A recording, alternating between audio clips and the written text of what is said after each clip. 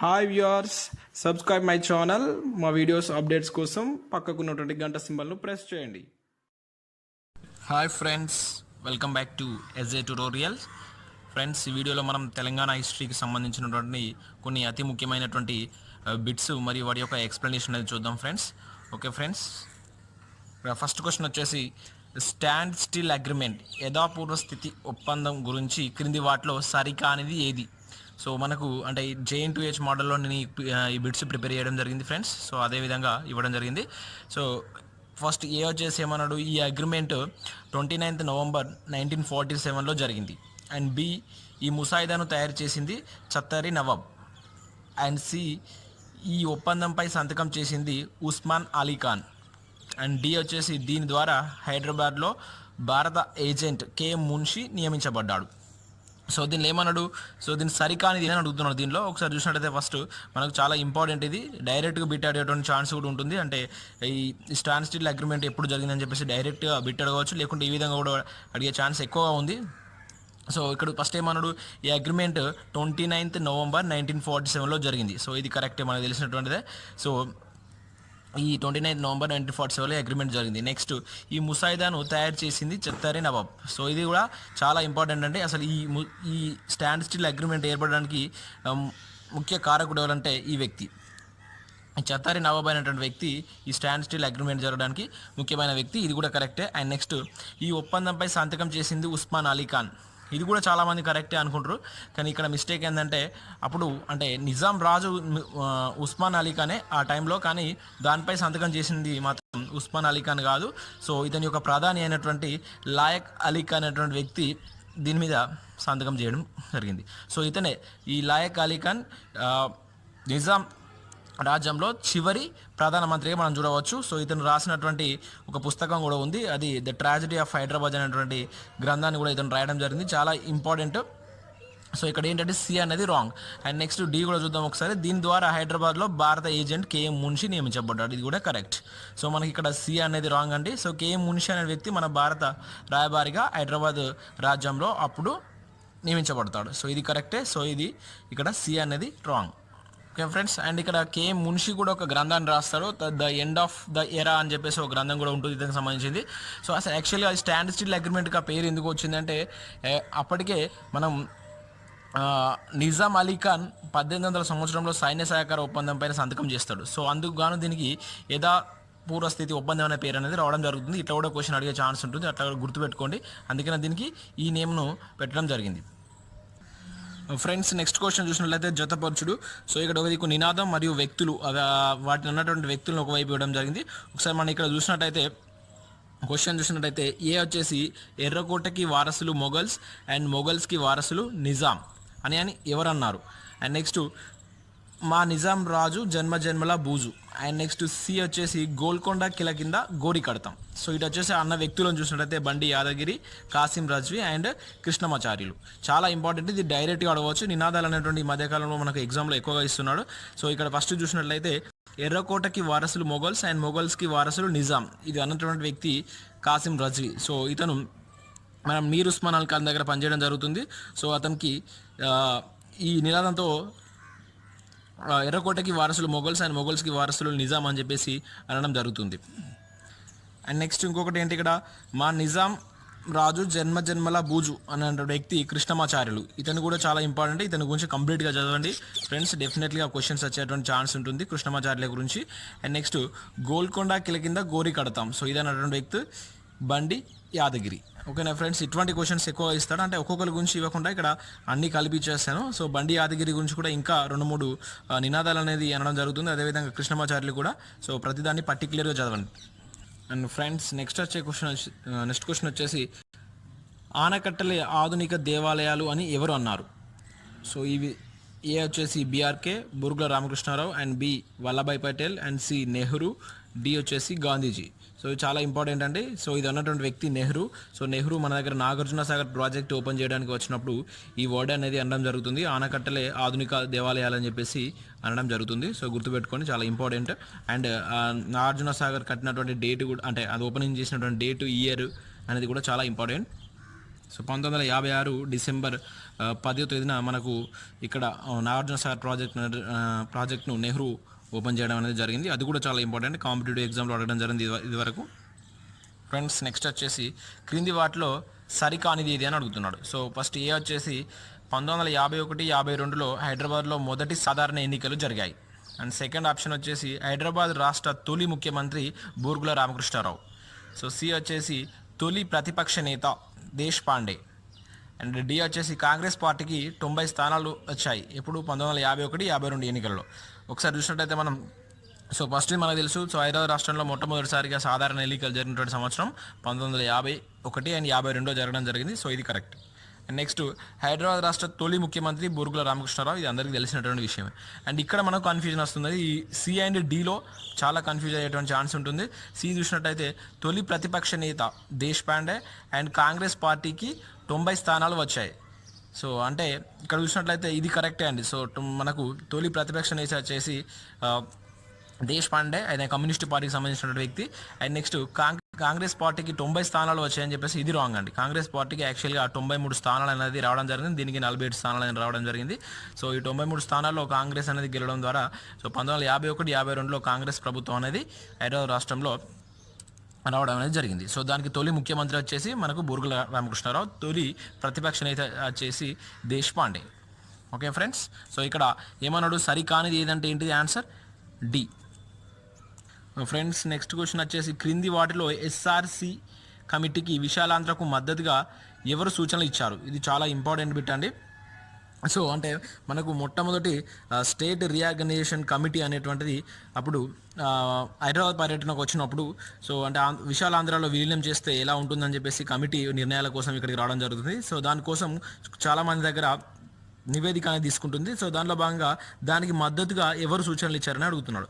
So ఇక్కడ చూసినట్టయితే A B R K Burgula Ramakrishna Rao and B K V Ranga Reddy, C Marri Chenna Reddy and D Kaloji. So ఇక్కడ A B కావచ్చు, B C and C D and A D. So ఇక్కడ ఒక ఇద్దరు వ్యక్తులు మాత్రమే దానికి, అంటే ఇద్దరు వ్యక్తులు కాదు, ఇక్కడ ఇచ్చిన ఆప్షన్లో ఇద్దరు వ్యక్తులు దానికి సపోర్ట్ చేయడం అనేది jరుగుతుంది. సో ఇక్కడ మనం చూసినట్టయితే మనం మర్రి చెన్నారెడ్డి రంగారెడ్డి అనుకుంటారు, కేవీ రంగారెడ్డి యాక్చువల్గా కాదండి. సో దీనికి సపోర్ట్ చేసినటువంటి వ్యక్తులు వచ్చేసి కాలోజీ అండ్ బూర్గుల రామకృష్ణారావు. బట్ ఇక్కడ కేవీ రంగారెడ్డి అండ్ మర్రి చెన్నారెడ్డి వీళ్ళు వ్యతిరేకిస్తారు, వద్దని చెప్తారనమాట. అంటే హైదరాబాద్ రాష్ట్రాన్ని ఆంధ్రాలో కలపడం కరెక్ట్ కాదు అని చెప్పేసి వీళ్ళు అనుకూలంగా చెప్పరు. సో అంటే ఇక్కడ ఏంటిది మనకు A and D, fourth one is the answer. Friends next వచ్చేసి చూసినట్లయితే ఇక్కడ పెద్ద మనుషుల ఒప్పందం గురించి సరి అనేది ఇది. సో మనం పెద్ద మనుషుల ఒప్పందం అనేది ఉండడం జరిగింది. సో దానిలో కింది వాటిలో ఏది సరి అనేది అని చెప్పేసి అడుగుతున్నాడు. సో ఇది 20 ఫిబ్రవరి 1956 జరిగింది. అండ్ నెక్స్ట్ దీనిలో టిఎస్ నుండి బూర్గుల రామకృష్ణారావు, కేవీ రంగారెడ్డి, మర్రి చెన్నారెడ్డి, నరసింగారావు పాల్గొన్నారు. అండ్ నెక్స్ట్ ఆప్షన్ మొత్తం దీనిలో 14 అంశాల గురించి 14 అంశాలు ఉన్నాయి. అండ్ నెక్స్ట్ పై వన్ అంటున్నాడు. సో ఇది చాలా ఇంపార్టెంట్, ఇదివరకు కూడా మనకు రిపీటెడ్ క్వశ్చన్ ఎగ్జామ్లో. సో ఇది ఫిబ్రవరి 20, 1956 జరిగింది, ఇది అందరికీ తెలిసినటువంటి విషయం. అండ్ నెక్స్ట్ దీనిలో టిఎస్ నుండి బూర్గుల రామకృష్ణారావు, ఆయన కేవీ రంగారెడ్డి, మరి చెన్నారెడ్డి, నరసింగారావు అనేది రావడం జరిగింది. ఇది కూడా కరెక్ట్ అండి, గుర్తుపెట్టుకొని డెఫినెట్లీ ఎట్లా అడగవచ్చు క్వశ్చన్. ఈ 4 వ్యక్తులు అనేటువంటిది మనకు పెద్ద మనుషుల ఒప్పందానికి ఢిల్లీలో మన హైదరాబాద్ భవన్లో మీట్ కావడం జరిగింది. సో దానికి మన తెలంగాణ నుంచి వెళ్ళిన వ్యక్తులు ఈ 4 వ్యక్తులు, ఇది కూడా కరెక్ట్. అండ్ నెక్స్ట్ మొత్తం దీనిలో 14 అంశాల గురించి చర్చించడం జరిగింది, ఇది కూడా చాలా ఇంపార్టెంట్. 14 అంశాల్లో 5 అంశాలు అనేటువంటివి చాలా కీలకంగా చూడవచ్చు. అండ్ మొత్తం వచ్చేసి 14 అంశాలు, ఇది కూడా కరెక్టే. సో ఆన్సర్ ఏమవుతుంది, పై వన్ని కరెక్టే. సో పెద్ద మనుషుల ఒప్పందం గురించి చాలా క్షుణ్ణంగా చదవండి ఫ్రెండ్స్. డెఫినెట్గా 1 లేదా 2 క్వశ్చన్స్ అనేది రావడం జరుగుతుంది. మనం లాస్ట్ అంటే మొన్న జరిగినటువంటి ఎస్ఐ అండ్ కానిస్టేబుల్ చూసినట్లయితే మెయిన్గా హార్డ్ ఇచ్చినప్పటికీ తెలంగాణకు సంబంధించినటువంటి బిట్స్ మాత్రం ఒక 5 to 10 బిట్స్ ఈజీగానే ఇవ్వడం జరిగింది. సో తెలంగాణ చరిత్ర అనేది మనం క్షుణ్ణంగా చదివితే మనకు అటువంటి టైంలో మనకు ప్లస్ అయ్యేటువంటి ఛాన్స్ కూడా ఉంటుంది. ఫ్రెండ్స్ నెక్స్ట్ క్వశ్చన్ వచ్చేసి చూసినట్లయితే ఇక్కడ టిఆర్సి, సో తెలంగాణ రీజనల్ కౌన్సిల్కు అధ్యక్షులను వరుస క్రమంలో అమర్చండి. సో మనకు ఎప్పుడైతే మనకు పెద్ద మనుషుల ఒప్పందంలో వచ్చినటువంటి టీఆర్సీ అనేటువంటి దానికి అధ్యక్షులుగా చేసినటువంటి వ్యక్తులను వరుస క్రమంలో అమర్చమంటారు, కాలక్రమం అయిపోయి.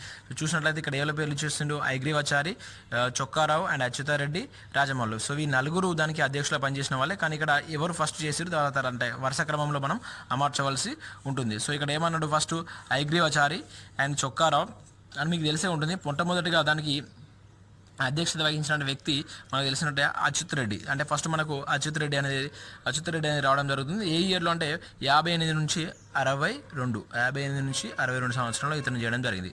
సో దాని తర్వాత వచ్చినటువంటి వ్యక్తి ఐగ్రీవచారి. సో ఇతను 62 నుంచి 67గా చేయడం జరిగింది. 62 నుంచి 67గా చేయడం జరిగింది. అండ్ నెక్స్ట్ దాని తర్వాత చొక్కారావు 67 నుంచి 72 అండ్ నెక్స్ట్ వచ్చేసి మిగతా రాయమాల్ వచ్చేసి 72 తర్వాత. సో ఈ విధంగా చూసినట్లయితే మనకు ఫస్ట్ ఎవరు వస్తుంది, అచ్యుతారెడ్డి అంటే సి. అండ్ నెక్స్ట్ వచ్చేసి ఏ, సిఏ. అండ్ నెక్స్ట్ ఏమొస్తుందండి, B D. So option 2 is the correct answer. So ఈ క్వశ్చన్ కూడా మొన్న అడగడం జరిగింది. సో అంటే టీఆర్సీ అంటే అచ్యుతారెడ్డి పైన పోటీ చేసి ఓడిపోయినటువంటి వ్యక్తి ఎవరని చెప్పేసి మొన్న ఎగ్జామ్లో అడిగిండు. సో ఈ నలుగురు గురించి ఇంపార్టెంట్ అండి, క్షుణ్ణంగా చదవండి. టీఆర్సీ సంబంధించినటువంటి నియమాలు కూడా చదవండి, క్వశ్చన్స్ వచ్చేటువంటి ఛాన్స్ కూడా ఉంటుంది. ఫ్రెండ్స్ నెక్స్ట్ వచ్చేసి ఇక్కడ చూసినట్లయితే సరికాని జత ఏది అని అడుగుతున్నాడు. సో ఇక్కడ ఒకవైపు మనకు ఇప్పుడు 1956 నుంచి వెళ్ళి 1969 వరకు అంటే మూమెంట్ వరకు పనిచేసినటువంటి ముఖ్యమంత్రులు మరియు వారి యొక్క పనిచేసినటువంటి ఇయర్స్ ఇవ్వడం జరిగింది. చూద్దాం ఒకసారి. నీలం సంజీవ్ రెడ్డి 1956 నుంచి 60 అంటున్నాడు. అండ్ దామోదర్ సంజీవ్ వచ్చేసి 1970 నుంచి 71 అంటున్నాడు. అండ్ కాసు బ్రహ్మానందరెడ్డి అనేది 64 నుంచి 71. అండ్ పివి నరసింహారావు వచ్చేసి 71 నుంచి 73. ఇవి చాలా ఇంపార్టెంట్ అండి, ఎందుకంటే మనకు 1969 ఉద్యమం జరిగినప్పుడు అంటే ఆ ఉద్యమం రావడానికి కారణమైనటువంటి సంఘటనలు వీళ్ళు సీఎంగా ఉన్నప్పుడే జరగడం జరిగింది కనుక వారు పనిచేసినటువంటి సంవత్సరాలు కూడా గుర్తుపెట్టుకోవడం చాలా ఇంపార్టెంట్. సో మనం చూద్దాం. నీలం సంజీవ్ రెడ్డి వచ్చేసి 1956 to 1960, ఇది కరెక్టే. And next Damodar Sanjivayya. So ఇక్కడ ఏమన్నాడు, 1970 to 71 అంటున్నాడు. సో ఇది రాంగ్ అండి. ఇతను 60 నుంచి 62 దాకా చేయడం జరిగింది. సో గుర్తుపెట్టుకోవాల్సింది ఉంటుంది. సో అంటే ఇదే ఆన్సర్. అండ్ రిమైనింగ్ చూసినట్టయితే కాసు బ్రహ్మానందరెడ్డి. సో ఇక్కడ 1964 నుంచి 71. సో ఇది కూడా కరెక్టే. అండ్ నెక్స్ట్ పివి నరసింహారావు చాలా ఇంపార్టెంట్. 1971 నుంచి 1973 అంటే 71 కంప్లీట్గా కాదు. ఇతను వచ్చినటువంటి డేట్ కూడా గుర్తుపెట్టుకుంటే బెటర్. ఇతను ఇప్పుడు 1970 సెప్టెంబర్ నుంచి యాక్చువల్గా ఇతను జనవరి దాకా చేయడం అంటే జనవరి 17 దాకా 1973 జనవరి 17 దాకా నేను చేయడం జరిగింది. అంటే అప్పటి నుంచి మనకు 69 వరకు అంటే 72 వరకు తెలంగాణ నుంచి ఒకే ఒక ముఖ్యమంత్రి అనేటువంటిది ఆంధ్రప్రదేశ్కి చేయడం జరిగింది. సో ఇది గుర్తుపెట్టుకోండి, ఇయర్ కూడా చాలా ఇంపార్టెంట్. అండ్ నెక్స్ట్ క్వశ్చన్ చూసినట్లయితే టీపీఎస్కు అంటే తెలంగాణ ప్రజా సమితికు సంబంధించి కింది వాటిని పరిశీలించండి. ఏమంటుండో ఫస్ట్ది, రెడ్డి హాస్టల్లో టీపీఎస్ మొదటి మీటింగ్ మార్చి 8 మార్చి 9 అండి. మార్చి 9 1969లో జరగడం జరిగింది. అండ్ నెక్స్ట్ ఆప్షన్ వచ్చేసి దీనికి అధ్యక్షత వహించింది టిఎస్ సదాలక్ష్మి. అండ్ సి వచ్చేసి ప్రారంభ ఉపన్యాసాన్ని రావాడ సత్యనారాయణ ఇవ్వడం అనేది జరిగింది అండ్ నెక్స్ట్ అని చెప్తున్నాడు. అండ్ నెక్స్ట్ డి వచ్చేసి మొదటిసారిగా ఈ సమావేశంలో 9 జిల్లాల టిఎస్ పటాన్ని ఆవిష్కరించింది తక్కలపల్లి పురుషోత్తం రావు అని చెప్పడం జరుగుతుంది. సో కింద ఏమడుగుతున్నాడు, సరైనది ఏది, ఇవ ఏబిసిడిలో ఏది సరైనది అని చెప్పేసి అడుగుతున్నాడు. ఒకసారి చూసినట్లయితే మనకు టీపీఎస్ చాలా ఇంపార్టెంట్. అంటే మన తెలంగాణ ఉద్యమంలో అప్పుడు చాలా క్రియాశీల పాత్ర పోషించినటువంటి పార్టీ ఇది. సో దీన్ని మనకు స్థాపించినటువంటి వ్యక్తి వచ్చేసి మదన్ మోహన్. ఇప్పుడు 1969లో దీన్ని ఏప్రిల్లో స్థాపించడం అనేది జరుగుతుంది. అంటే ఇతను ఒక అడ్వకేట్ అండ్ ఇతనే మొదటి అధ్యక్షుడు దీన్ని చేయడం జరుగుతుంది. సో దాని తర్వాత ఇక్కడ చూసినట్లయితే ఇక్కడ ఏమవుతుంది, రెడ్డి హాస్టల్లో దీని యొక్క మొదటి సమావేశం అనేది జరిగింది. అది మార్చి 8 అండ్ మార్చి 9లో. సో ఇది కరెక్టే అండి, గుర్తుపెట్టుకోండి. దీని నుంచి అంటే ఈ యొక్క టీపీఎస్ చేసినటువంటి కార్యకలాపాల నుంచి ఏదైనా ఒక బిట్ అనేది ఎగ్జామ్లో కంపల్సరీ ఉంటుంది ప్రతి ఎగ్జామ్లో. అండ్ నెక్స్ట్ దీనికి అధ్యక్షత వహించింది వచ్చేసి టిఎస్ సదాలక్ష్మి. సో ఈమె అంటే ఆ టైంలో మదన్ మోహన్ అరెస్ట్ అయ్యి జైల్లో ఉండడం జరుగుతుంది. సో ఆ అప్పుడు టిఎస్ సదాలక్ష్మి అనేటువంటిది అనే మహిళ దీనికి అధ్యక్షత అనేటువంటి వహిస్తుంది. ఇది కరెక్ట్. అండ్ నెక్స్ట్ ప్రారంభ ఉపన్యాసాన్ని మనకు రావాడ సత్యనారాయణ అని ఇవ్వడం అనేది జరిగింది. ఇది కూడా కరెక్టే అండి. సో ఈ రావాడ సత్యనారాయణ వచ్చేసి మనకు శాసనసభ సభ్యుడు అండ్ ఆల్సో ఇతను ఓయూకు వైస్ ఛాన్సలర్ కూడా చేయడం అనేది జరిగింది. అండ్ నెక్స్ట్ మొదటిసారిగా ఈ సమావేశంలో 9 జిల్లాల టిఎస్ పటాన్ని ఆవిష్కరించినటువంటి వ్యక్తి తక్కలపల్లి పురుషోత్తం రావు. సో ఇది కూడా కరెక్టే అండి. సారీ, ఇక్కడ ఇతను ఓయూగా Ravada Satyanarayana OU vice chancellor చేశాడు. అండ్ ఇక్కడ తక్కలపల్లి పురుషోత్తం రావు మనకు శాసనసభ మెంబర్గా కూడా పనిచేయడం అనేటువంటిది జరిగింది ఆ టైంలో 1969 ఉద్యమంలో. సో ఇవన్నీ కరెక్టే అండి, చాలా ఇంపార్టెంట్. ప్రతి పాయింట్ను మనకు బిట్గా అడిగేటువంటి ఛాన్స్ ఉంటుంది.